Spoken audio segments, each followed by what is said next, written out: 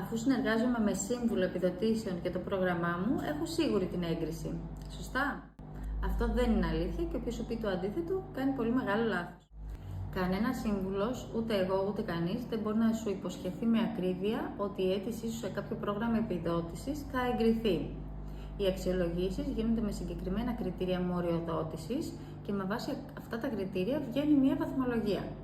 Οι αιτήσεις αξιολογούνται συγκριτικά και περνάνε οι αιτήσεις με τις καλύτερες βαθμολογίες μέχρι να εξαντληθεί ο προϋπολογισμός. Δηλαδή, η αίτησή σου μπορεί στην πραγματικότητα να έχει πάρα πολύ καλή βαθμολογία, αλλά να μην περάσει τελικά γιατί δεν θα έχουν φτάσει τα κονδύλια.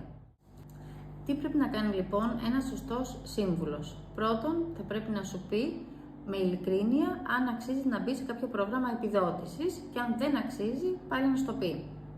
Δεύτερον, θα πρέπει να προετοιμάσει ένα πολύ καλό επενδυτικό σχέδιο και μετά σωστά δικαιολογητικά, έτσι ώστε να αυξήσει τις πιθανότητες. Τρίτον, σε προστατεύει στην υλοποίηση της επένδυσής σου, ώστε να μην χάσεις χρήματα στην πορεία. Άρα, ένας σύμβουλος επιδοτήσεων δεν σου πουλάει σιγουριά, αλλά σε προστατεύει με σωστή πρόταση και σωστά δικαιολογητικά, αλλά και στην πορεία με τις σωστές οδηγίες για την υλοποίηση της επένδυσής σου, ώστε να μην χαθούν χρήματα.